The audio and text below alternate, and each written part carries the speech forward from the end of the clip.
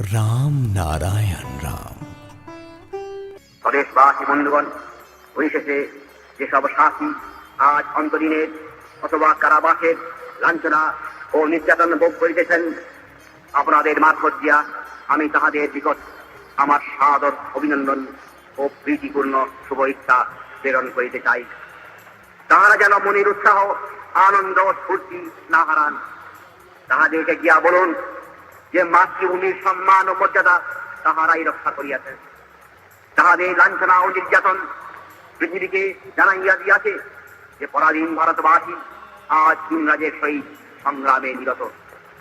আমরা যাহারা আজ ভারতের বাহিরে কাজ করিতেছি, আমরা তাহাদের গর্বে গর্বিত। প্রতিদিন তাহাদের কথা আমরা চিন্তা করি এবং তাহাদের উদ্দেশ্যে প্রীতি ও শ্রদ্ধার অঞ্জলি নিবেদন করি। আবার তাহাদের নিকট গিয়া বলুন যে তাহাদের এই বিরাট দুঃখ ত্যাগ কখনো ব্যর্থ হইতে পারে না। ভারত পুনরায় স্বাধীন হইবেই হইবে এবং স্বাধীনতা সূর্য উদয়ের খুব বেশি বিলম্বও নাই।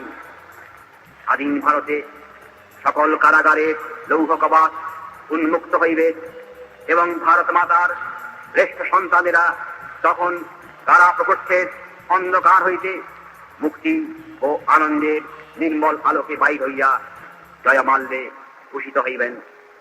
ইনকিলাব জিন্দাবাদ, আজাদ হিন্দ জিন্দাবাদ।